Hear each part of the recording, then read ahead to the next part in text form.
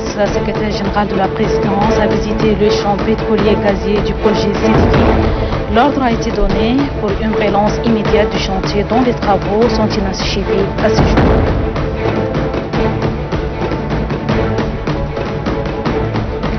Lancement ce 1er octobre de la révision du fichier électoral, la CENI attend de nouveaux inscrits sur sa liste électorale sur l'ensemble du territoire national.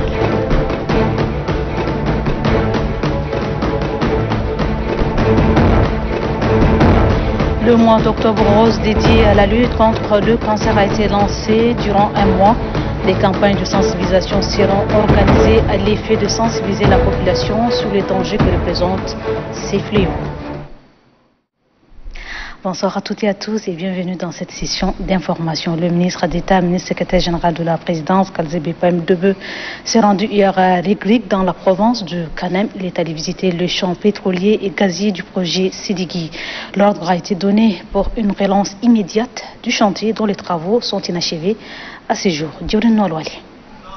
Dépêché par le maréchal du Tchad, Idriss Déby Itnou, la délégation que conduit le ministre d'État, ministre secrétaire général de la présidence de la République, Kalzebe Païm-Debe, devrait rallier en catimini le champ pétrolier et gazier de Rigrig. Mais grande a été sa surprise de trouver sur place des centaines de personnes, des cavaliers en nombre, tous enthousiasmés, ayant à leur tête le gouverneur de la province du Kanem, Hassan Terap, entouré des autorités administratives et traditionnelles, dont le sultan du Kanem, Mouta Ali Zezerti, venu l'accueillir. Plus qu'un simple rituel d'accueil et une manifestation d'hospitalité du terroir, cette ferveur humaine dénote de l'importance de l'objet de la visite. La réalisation du projet Sidiki, à entendre le gouverneur du Kanem, tient à cœur la population de sa province et celle des autres provinces environnantes, lesquelles trouvent en ce déplacement un sentiment de réconfort. Et pour cause, le chantier est sans fin, un constat est à faire et des leçons à tirer, notifie d'entrée du jeu le ministre d'État, ministre secrétaire général de la présidence de la République, Kalzebe Païm-Debe. Au cours de cette première séance de travail, lui et la délégation comprenant notamment le ministre du pétrole et des mines, Oumar Tourbo Diarma, le directeur général de la SHT, Ibrahim Mahamad Diamous, la directrice générale adjointe de la société de raffinage d'Ndiamena, Fatime Idriss Déby, et le conseiller aux mines, au pétrole et à l'énergie du président de la République, Dr Aladi Hamid Ali Moutaï, ont été édifiés sur les dimensions du projet et l'état d'avancement des travaux lancés officiellement depuis le 28 octobre 2017 suite à la signature des contrats de coopération globale entre la SHT et le consortium chinois Blue Ocean. Les propos ont été confrontés à la réalité du terrain par le ministre d'État Kalzebe Païm-Debe qui s'est arrêté devant les installations de surface, à commencer par les 3 séparateurs et les ouvrages connexes. À cette étape, il a été difficile pour les techniciens de répondre à une pluie de questions venant du ministre d'État et du ministre du Pétrole. Manquements et malfaçons ont été mis à nu également dans les anciennes installations que sont les cuves et les 2 puits censés être réhabilités lors de la première phase du projet. Une seconde rencontre tenue après la visite de terrain a permis de restituer les éléments d'appréciation. Il ressort clairement un problème d'application intégrale des termes de contrat par le partenaire de la SHT, chose qu'il faut rapidement réparer, soutient le ministre du Pétrole et des Mines, Oumar Tourbo Diarma.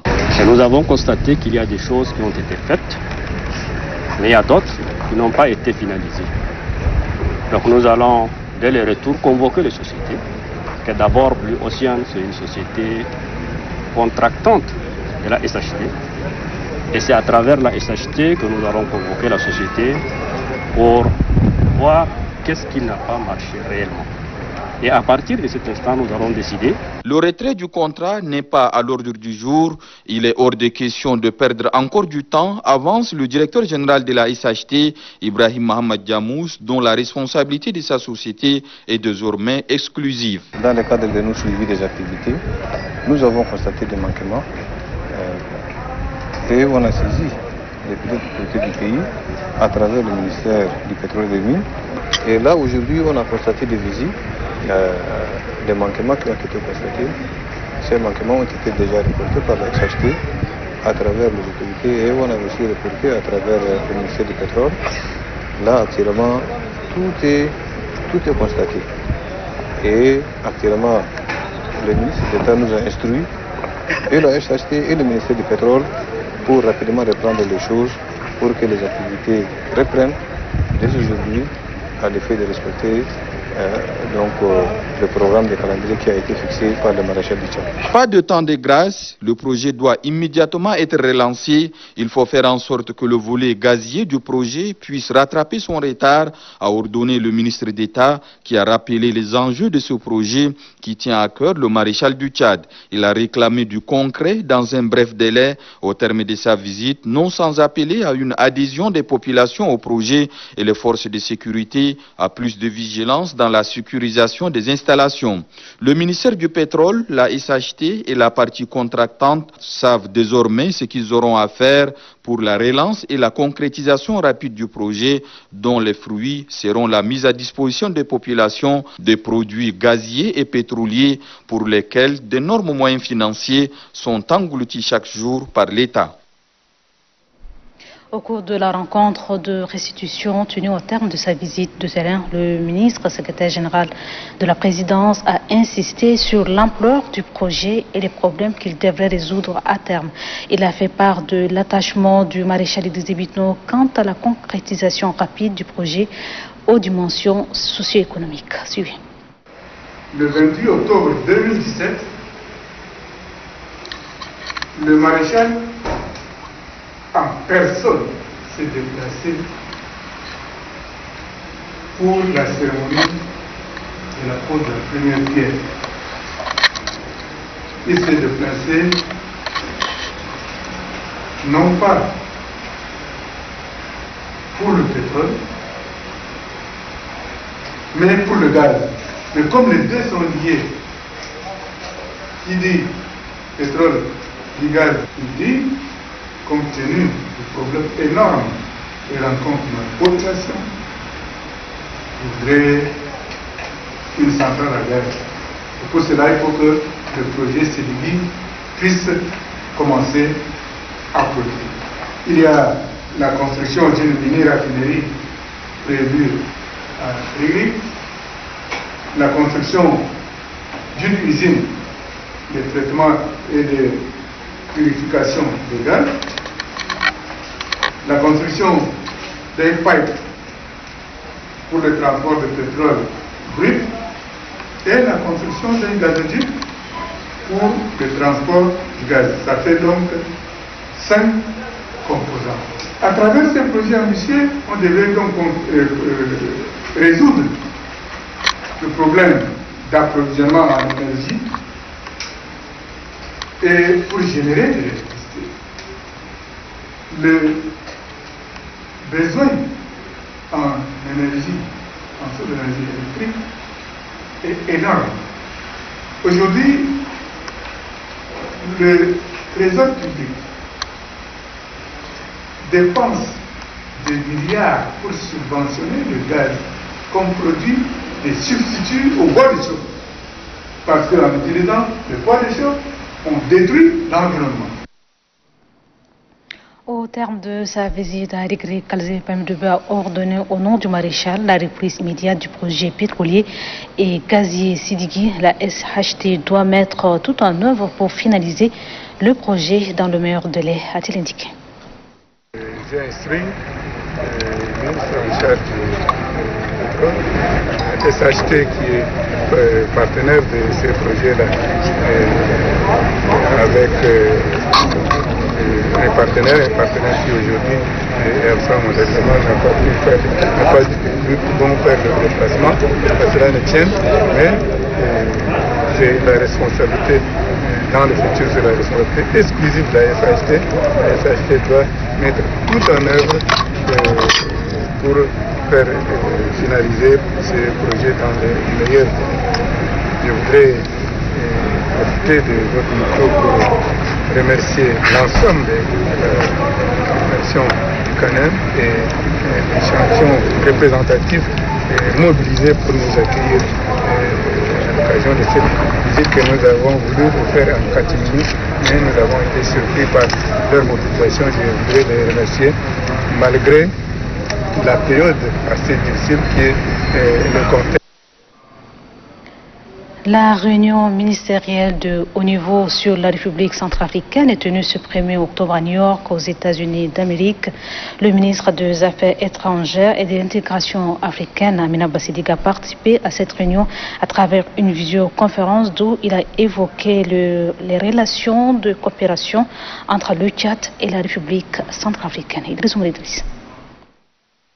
Initiée par l'Union africaine et les Nations unies, la réunion ministérielle de haut niveau sur la République centrafricaine est une occasion pour réconcilier le peuple centrafricain longtemps déchiré par les guerres. Compte tenu de la situation actuelle de pandémie du coronavirus, la réunion ministérielle est tenue à travers une visioconférence sous les regards croisés de la mission permanente de la République du Tchad auprès des Nations unies. Le Tchad se réjouit de l'évolution positive de la situation en République centrafricaine depuis la signature de l'accord politique pour la paix et la réconciliation du 6 février 2019. La paix et la sécurité en République centrafricaine sont inséparables de la paix et de la sécurité au Tchad et dans l'ensemble de la sous-région. C'est donc conscient de ce fait que le Tchad a toujours œuvré, notamment dans le cadre de la communauté économique des États de l'Afrique centrale, CEAC, et de l'Union africaine pour la paix et la réconciliation en RCA. Il ne ménagera aucun effort pour appuyer le processus de paix. Le Tchad et la République centrafricaine sont intimement liés, raison pour laquelle le gouvernement du Tchad se félicite des efforts politiques et diplomatiques déployés par la communauté internationale, en particulier l'Union africaine et les Nations unies. Lancement ce 1er octobre de l'opération révision du fichier électoral. La CENI attend de nouveaux inscrits sur sa liste électorale sur l'ensemble du territoire national. C'est le président de la CENI, Kodi Mamad Bam, entouré de présidents de grandes institutions de la République, ministres et cadres politiques, ont pris part à la cérémonie. Mathiam Solange. La Commission électorale nationale indépendante CENI procède au toilettage de son fichier électoral en prévision aux élections législatives et présidentielles prochaines. Elle lance officiellement la mise à jour de son fichier électoral afin de faciliter le recensement des nouveaux électeurs. Le cadre choisi pour la circonstance, c'est le centre d'enrôlement numéro 15 du 7e arrondissement de Logé au centre Don Bosco. Le maire du 7e arrondissement à Cotemont, El Sefa, appelle les jeunes en âge de voter de se faire enrôler. Cette cérémonie de lancement a été l'occasion pour le président de la CENI d'appeler les acteurs locaux, notamment les responsables politiques, à une réelle implication pour faire de cet enrôlement une réussite. La participation à la gestion des affaires de la nation ou de la communauté reste un droit fondamental des citoyens, consacré et garanti par notre Constitution et les instruments nationaux, sous-régionaux, régionaux et universels de promotion et de protection des droits de l'homme. À la classe politique, et plus particulièrement au CNDP, la CENI les exhorte à prendre leurs responsabilités, car le rôle d'une formation politique est avant tout la formation et l'éducation de ses militants à la citoyenneté, dont la participation politique citoyenne et électorale à la vie de la nation. Pour lui, cette cérémonie, malgré le contexte de la Covid-19, se veut une interpellation aux citoyens. En optant pour cette solennité républicaine, dans le cadre du lancement de la révision du fichier électoral, la CENI entend rassurer l'opinion nationale et internationale que le processus électoral au Tchad est en marche et désormais irréversible. Pour l'occasion, les cadres politiques, les présidents des grandes institutions de la République, les ministres, les partenaires techniques et financiers et les cadres de la CENI se sont mobilisés pour donner un cachet hautement patriotique à cette opération. Quelques citoyens se sont fait enrôler. À Moussoro, la délégation du MPS conduite par l'ambassadeur Chéri Mamazen a organisé hier un grand meeting populaire pour sensibiliser la population sur l'importance de la révision du fichier électoral biométrique.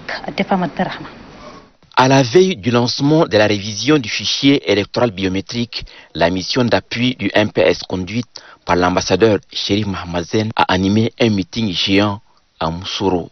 Après les mots de bienvenue du secrétaire général provincial Mamad Amin Abderrassoul, président de la commission sensibilisation, mobilisation et communication des membres du bureau politique national qui sont Dr Mamad Tahir Nahar et Ali Kouloutou Kaimi, ont largement sensibilisé la population, surtout les jeunes ayant atteint la majorité électorale et ceux n'ayant pas pu être enrôlés en 2015 à s'inscrire massivement. Camarade Chérif Mamazen, au nom de tous les membres du bureau politique, chers collègues députés, les opérateurs économiques, tous les enfants de la région, nous vous remercions très sincèrement pour votre esprit d'ouverture, de collaboration, d'entente, de solidarité entre les filles et fils du Bahr El Ghazal. Le gouverneur du Bahr El Ghazal, Ramadan Erdebou, a pour sa part instruit tous ses collaborateurs et les leaders d'opinion à s'impliquer pour la réussite des opérations. J'exhorte tous les préfets, sous-préfets, les chefs des cantons de la province à s'impliquer davantage dans ces processus pour la réussite du recensement électoral. Tantôt en français, tantôt en Dazaga ou Langoran, l'ambassadeur Chérif Mahamazen, dans le souci de mieux atteindre sa cible, a dans un premier temps situé la population sur l'intérêt particulier que le maréchal du Tchad, Idriss Déby Itno, président de la République, accorde à la province du Bahr El Ghazal. Le ministre a explicité à la population la différence entre le recensement et la révision du fichier électoral. Cette révision précise le chef de délégation ne concerne que les jeunes qui ont atteint la majorité électorale en 2015 et ceux n'ayant pas pu être enrôlés ou encore ceux qui ont changé de résidence et qui souhaiteraient une mutation. De cette opération, il est attendu l'enrôlement des 46 000 électeurs pour l'ensemble de la province, renseigne le ministre de la Communication. Au nom de l'ensemble de la population du Bahr El Ghazal, de ses autorités, en particulier des chefs traditionnels, je voudrais adresser nos sincères remerciements et notre profonde gratitude au maréchal du Tchad, Idriss Déby Itno, président de la République, chef de l'État, chef du gouvernement, pour avoir fait un geste exceptionnel au profit de la province du Bahr El Ghazal. Je pense qu'il y a un bon nombre de projets de développement qui se profilent à l'horizon, dont la réalisation dépendra en grande partie de notre capacité de nous mobiliser, d'éprouver notre soutien, notre engagement au profit du développement de notre pays en général et de notre province en particulier. Je ne doute pas un seul instant, en voyant cette forte mobilisation depuis notre arrivée et jusqu'à ce jour, que l'élan d'engagement est et restera fort et ferme jusqu'à ce que tous les objectifs visés par le gouvernement soient atteints, et surtout en particulier en ce qui concerne notre province. Les jeunes du Bahr El Ghazal et la jeunesse estudiantine ont décerné des attestations de reconnaissance à l'ambassadeur Chérif Mahamazen, au gouverneur de la province Ramadan Erdebou, aux membres du bureau politique national et à bien d'autres personnalités, ainsi qu'à l'ONG Sahel Service. La mission du MPS en appui au recensement électoral à sa tête, le ministre de la Communication a pris part ce 1er octobre au lancement de la révision du fichier électoral dans la province du Bahr El Ghazal. Retrouvons une fois de plus à Devamat Berhama. En présence des membres de la mission du MPS en appui au recensement électoral conduite par l'ambassadeur Chérif Mahamazen, le gouverneur du Bahr El Ghazal, Ramadan Erdebou, a lancé officiellement la révision du fichier électoral. Une cérémonie au cours de laquelle le ministre de la Communication, porte-parole du gouvernement natif de la ville, s'est fait enrôler aux côtés du gouverneur de la province. Je vous demande de conduire ce travail démocratiquement, librement et aussi d'une manière transparente. C'est la préoccupation du maréchal du Tchad, Idriss Déby Itno, président de la République, chef de l'État. Naïm Ahmad Baba, membre de la CENI et délégué de la province du Bahr el Ghazal, s'est prononcé sur la particularité du dit recensement. Il s'agit premièrement des personnes qui, en 2015, n'avaient pas atteint l'âge de la majorité, c'est-à-dire qui n'avaient pas 18 ans et qui aujourd'hui ont 18 ans ou 18 ans révolus. Des personnes qui, pour une raison ou pour une autre, ne se sont pas fait recenser en 2015, mais qui avaient la majorité ou plus. La troisième et la dernière composante est celle des personnes qui se sont fait enrôler en 2015, mais qui ont changé simplement de lieu de résidence. La société civile, de son côté, s'est engagée à apporter tout son soutien à cette opération. Après s'être enrôlé à Moussoro, le ministre de la Communication, porte-parole du gouvernement, a donné ses éléments d'appréciation et lancé un message à la population. Je suis très heureux en tant que natif de cette ville d'être enrôlé ce matin avec M. le gouverneur et le président du groupe parlementaire. Je pense que c'est un acte de portée nationale, même si on l'a posé ici au niveau de la province. Et c'est à la fois un droit et une obligation. Nous estimons que à travers cette opération, il y a des enjeux politiques. Il est demandé à tous les ressortissants de notre province de se faire recenser dans la limite des prévisions faites par la CENI, c'est-à-dire autour de 46-47 000 personnes au niveau de la province. Donc je suis heureux d'avoir pu faire mon enrôlement ici à Moussoro. Je suis heureux, voudrais-je dire même comblé. Les cadres de la province du Bahr el Ghazal, tous unis, ont marqué leur entière disponibilité et leur ferme volonté de mobiliser la population pour le succès du dit recensement. Restons toujours à Moussoro, dans la province du Bahr el Ghazal, où le chef de mission du MPES, en appui au recensement électoral, a procédé à la mise en terre de plans au lycée de l'unité de la ville de Moussoro. À Moussoro, le ministre de la Communication, porte-parole du gouvernement, Chérif Mohamed Zen, la délégation qui l'accompagne et le gouverneur de la province du Bahr el Ghazal, Ramadan Erdebou, ont procédé à la mise en terre des plans à la résidence du maréchal du Tchad, Idriss Déby Itno, président de la République de cette ville. C'est à la faveur de l'opération dénommée Eketango, qui veut dire mon arbre en langue goran. C'est à l'initiative de l'association de jeunes pour le développement du Bahr el Ghazal qui a planté également au lycée de l'unité de Moussoro. À cette opération, l'AJDB prévoit la mise en terre des 1000 plants. Notre initiative, c'est beaucoup plus la population elle-même puisse prendre en charge les arbres parce que planter un arbre c'est bien, mais c'est son entretien qui est beaucoup plus important. L'initiative des jeunes est hautement appréciée par l'ambassadeur Chérif Mohamed Zen. Cette initiative mérite d'être soutenue et nous n'allons ménager aucun effort pour appuyer ces jeunes à réaliser tous leurs projets, pas seulement sur le plan environnemental. Il a dit qu'ils ont beaucoup de projets qui sont en souffrance et que c'est par manque de moyens et manque de partenaires. Nous allons les aider à avoir des partenaires.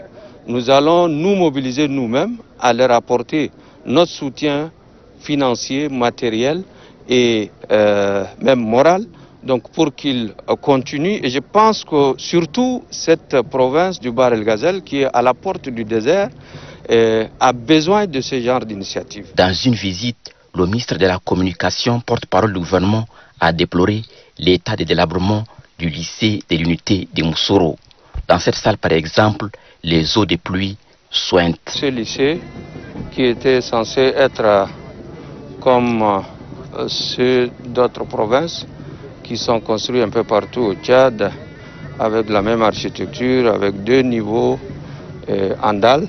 J'ai découvert que c'est un lycée avec un seul niveau et la toiture est faite en tôle. Le plafond démontre déjà que l'eau sointe de partout et les salles de classe sont dans un état de délabrement total. En tant que membre du gouvernement, je vais plaider la cause donc, de ces lycées, de cette province, sur tous les plans, au plan économique, environnemental, sanitaire, éducatif, pour que le gouvernement puisse apporter avec, pourquoi pas, l'appui des partenaires, donc un appui conséquent pour que la province puisse rattraper au moins son retard sur les autres provinces du Tchad. La réfection de cette infrastructure pourra contribuer à améliorer davantage les conditions d'éducation de ces futurs cadres du pays. Sur l'ensemble du territoire national, les élèves ont repris ce 1er octobre le chemin de l'école pour finaliser l'année scolaire 2019-2020 interrompue, une reprise des mois à l'issue de laquelle l'année scolaire 2020-2021 sera lancée. Le ministre de l'Éducation nationale et de la promotion civique, Aboubakar Siddiq Chiroma, a fait un tour dans quelques établissements de la capitale pour s'assurer de la reprise. Dame de Javelidne. Au lycée Ibrahim Mamad Idno de Farsha, comme partout au Tchad, les élèves ont repris le chemin de l'école ce 1er octobre. Une reprise d'un mois qui permet de boucler l'année scolaire 2019-2020, interrompue à cause de la Covid-19. Dans cette classe, les élèves respectant la distanciation physique et portant les masques suivent attentivement les cours de philosophie. Les Socratiques ont placé d'abord l'homme au centre, n'est-ce pas, de leur intérêt. C'est ainsi que Socrate dit que pourquoi chercher à connaître d'autres choses? Il serait question que l'homme cherche d'abord à se connaître soi-même avant, n'est-ce pas, de connaître d'autres choses. Dans la foulée, le ministre de l'Éducation nationale et de la promotion civique, Aboubakar Siddiq Chiroma, est venu rappeler les élèves au respect des mesures barrières édictées par le gouvernement. Garder la distance, les cache-nez et tout. Et donc, comme ça qu'on peut finaliser l'année 2019-2020 et recommencer, en tout cas commencer l'année 2020-2021. Je vous souhaite une très bonne rentrée et bon courage. Du lycée Ibrahim Mamad Idno, la délégation ministérielle s'est rendue au complexe scolaire Aliman de Farsha pour constater de visu la reprise des cours et surtout encourager les élèves et les responsables de l'établissement au respect des mesures. Le cap est enfin mis sur le lycée technique commercial d'Indiamena et le lycée Félix Eboué où le ministre Aboubakar Siddiq Chiroma et son staff sont venus pour s'assurer de la bonne reprise des cours. Le ministre rassure que toutes les dispositions sont prises pour la bonne marche des cours.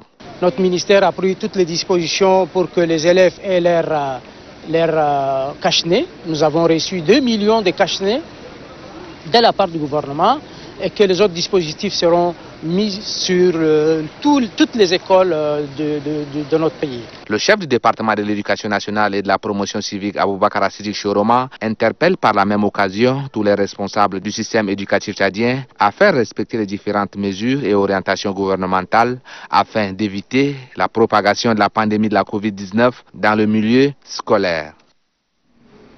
Le dossier de la rédaction sur la rentrée scolaire 2020-2021 se poursuit. Ce soir, notre reporter Gayam Pengiri aborde l'aspect sur le bilinguisme dans l'enseignement. Quelle est donc son importance et sa mise en œuvre dans le système éducatif tchadien? La constitution tchadienne consacre le français et l'arabe comme 2 langues officielles d'enseignement et de travail. Pour les plus hautes autorités du pays, il est urgent de faire des Tchadiens des parfaits bilingues, c'est-à-dire le français académique et l'arabe littéraire doivent être enseignés à l'école et parlés dans tout le dispositif administratif. Cependant, ce bilinguisme peine à être appliqué. Pourtant, parler 2 langues revêt une importance capitale car il favorise la communication avec autrui et permet également d'assimiler une 3e, voire une 4e langue. Le bilinguisme dans notre pays il est très important parce qu'il a pour finalité de cimenter la population tchadienne, de créer le brassage et de créer aussi le vivre ensemble et la compréhension. En 1995, le décret 95-071 portant institution de l'enseignement bilingue dans le système éducatif tchadien est pris par le président de la République. Mais l'enseignement de l'arabe n'est autre chose sur le terrain, car beaucoup des anciens arabophones affectés dans les différentes localités du pays refusent de regagner leur poste, ce qui constitue un véritable handicap à l'apprentissage de cette langue. De l'école primaire, en passant par les collèges et les lycées, même si certaines difficultés d'ordre didactique et pédagogique sont constatées, des manuels scolaires sont conçus dans les 2 langues pour favoriser le développement du bilinguisme au Tchad. La contribution CNC dans la mise en place du bilinguisme est claire. C'est que toutes nos productions sont en 2 langues, l'essentiel, le français et l'arabe.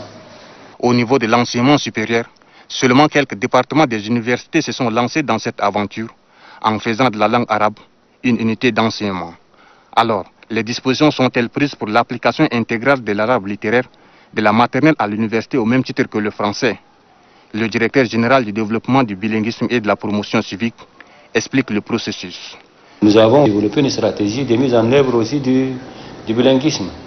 Et à travers cette stratégie, nous voulons que d'ici 10 ans, 15 ans, on arrive quand même au bilinguisme. L'autre facteur qui ne favorise guère l'enseignement de l'arabe dans les écoles tchadiennes est le nombre pléthorique des élèves dans les salles de classe. Vivement que chacun joue sa partition afin que l'application du bilinguisme soit intégrale au Tchad. Les ministres en charge des affaires sociales des États membres de la Commission des États membres de l'Afrique centrale CEEAC se sont retrouvés par visioconférence pour échanger sur les défis de la pauvreté dans la sous-région et les défis liés à la pandémie de la Covid-19. Falam Bissoulka. Par visioconférence, les ministres en charge du développement social des pays d'Afrique centrale échangent sur les défis de la pauvreté dans la sous-région. Ensemble, ils analysent les impacts de la pandémie de la Covid-19 pour développer des stratégies de résolution de cette crise sanitaire. L'ambassadeur Gilberto da Piedade Versimo, président de la Commission de la Communauté économique de l'Afrique centrale CEEAC, appelle les participants à se pencher sur les maux qui entravent le développement socio-économique de la sous-région. Priska Kohonlen, ministre gabonaise des Affaires sociales et des droits de la femme, lance un appel aux partenaires de l'Afrique à appuyer les États membres de la CEEAC. Amina Priscille Longo, ministre tchadienne en charge de la femme, n'a pas manqué de rappeler l'engagement des plus hautes autorités dans la lutte contre la Covid-19. Dans le secteur de la jeunesse, il a créé un fonds de 30 milliards pour financer les projets des jeunes, mais aussi des femmes de toutes catégories. La structuration de la jeunesse avec l'appui à l'organisation de l'agrobusiness, un levier sûr pour réduire le chômage des jeunes et contribuer à la production nationale et assurer la sécurité alimentaire. Dans le secteur social, la couverture santé universelle qui vise l'accès de toutes les populations à un paquet de soins et de base et contribue à la diminution de la part de paiement direct et protège aussi la population. Nous avons aussi en même temps la création d'un fonds de solidarité d'un montant de 100 milliards qui vise aussi à appuyer les couches vulnérables, mais surtout aussi à relancer l'économie du secteur informel. Amina Priscille Longo rassure par ailleurs ses collègues que le Tchad ne ménagera aucun effort pour sortir sa population de la pauvreté. Rendons-nous à ça dans le Moyen-Chari. Le ministre de l'élevage et des productions animales, Ahmad Mahamat Bachir, a lancé ce matin des travaux de l'atelier de transhumance transfrontalière et ses enjeux sécuritaires en faveur des acteurs du 10 départements. L'objectif est de créer un cadre de concertation pouvant valoriser le développement pastoral tant national que sous-régional. Laurent Guevade-Rijimi.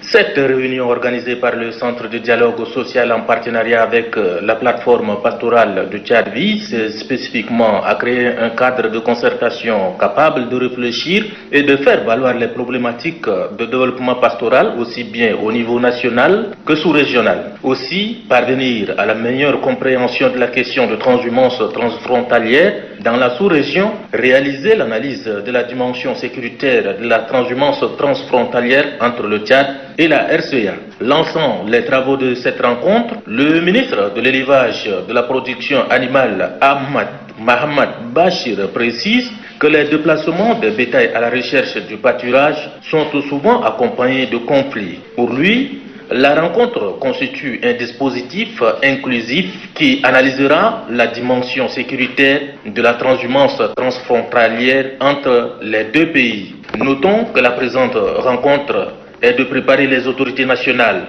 les représentants des pasteurs et agropasteurs, ainsi que les communautés d'accueil sur les enjeux de la transhumance, en prélude de la prochaine réunion qui se tiendra en RCA. Ainsi donc, c'est la fin de cette édition. Merci de votre fidélité. Très belle soirée à toutes et à tous. Bonsoir.